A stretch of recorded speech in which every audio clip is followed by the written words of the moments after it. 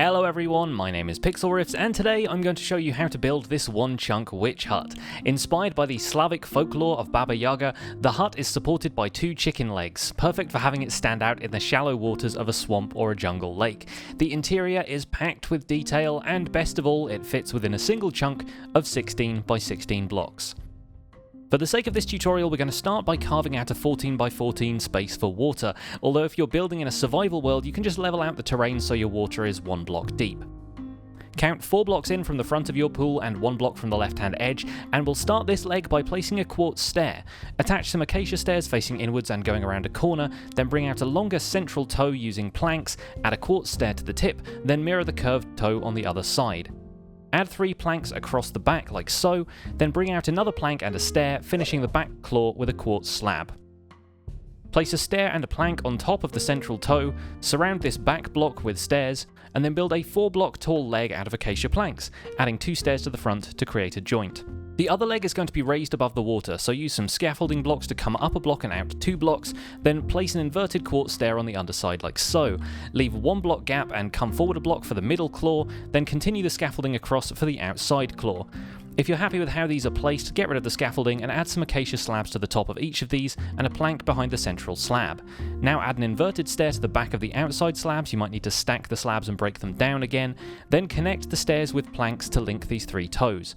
Build the foot up using a plank and a slab with stairs either side, and then add 2.5 blocks behind that and 3 blocks behind that. Finally, add a slab on the back with a quartz slab below, and your chicken feet are all done. If you built these correctly, the 2 legs should line up, with 5 blocks of space between them. Taking some oak and junglewood slabs, we're going to build a platform 9 long and 7 wide, as random as you can get it to look, then add another row of slabs to each edge, leaving the corners empty. Follow that with a row of jungle logs and your platform should look like this. Each of the 4 corners is the same, so follow this pattern. Put a spruce log on each end of the jungle logs and add oak logs to the inside corner. Leave a 2 block high gap and place another log, then make a window frame using spruce stairs. Add spruce logs at the same height and then dangle 2 more logs over the corner of the platform. Come around the back and place 2 glass blocks as a window supported at either end by slabs. Back on the outside, throw in 3 mossy cobblestone walls and 5 oak fences like so. And for a finishing touch, cover the ends of the jungle logs with wooden trapdoors. Pause the video if you need to study this design because you'll be building the other 3 corners exactly the same way. Once those are done, we'll start on the walls. The shorter edges should now have a 5 block gap between the window frames, and we'll fill in the central 3x3 with a few different green blocks set 1 block back from the edge. I'm using green and lime stained clay along with green concrete, concrete powder and wool.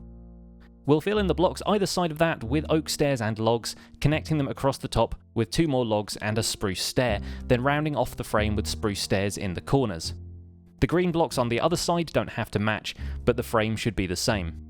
The back and front of the build should have a 7 block gap, so we'll put a jungle door in the middle, 1 block back from the jungle logs, and surround it with a patchwork of different textured blocks, mostly logs and stairs, but we'll cover some with trapdoors and throw in a piston and a note block. Frame this on either side with stairs and logs, just like on the short sides, and connect the frame the same way, 3 spruce stairs this time instead of just 1.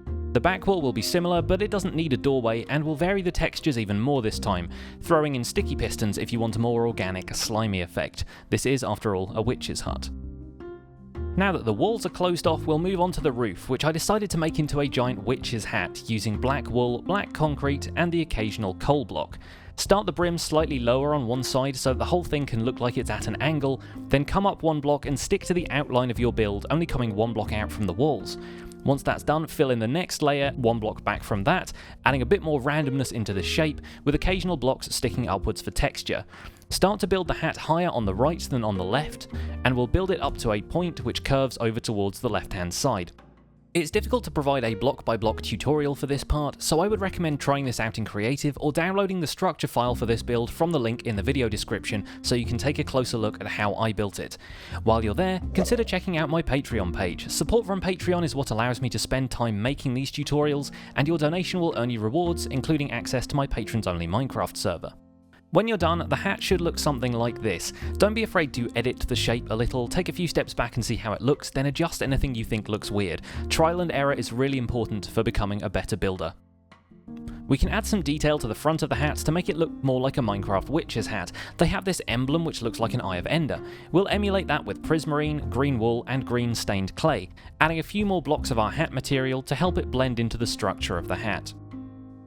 Now for the interior, and this is where we can go crazy with the detail. Basically, the more cluttered this place is going to look, the better. We'll start with 2 irregular wooden beams. A mixture of oak and spruce will work here.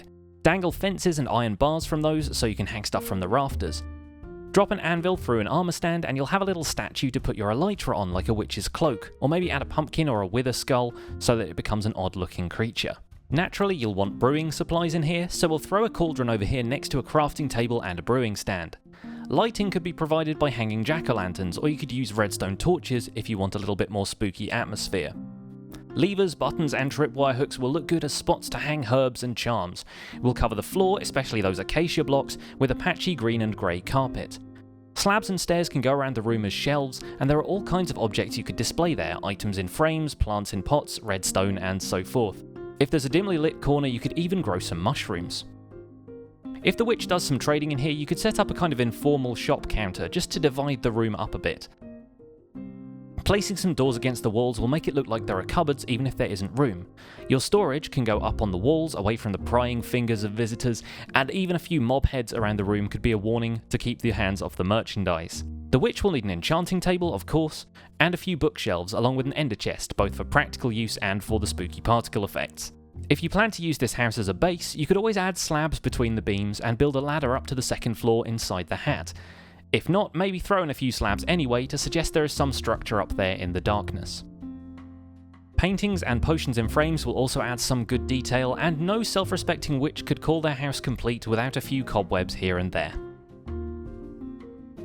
Back on the outside, we'll add the finishing touches, which of course means leaves. Dangle these from the front, back and sides of the house to give it an overgrown character, and imagine them swinging from side to side as the house takes its awkward steps.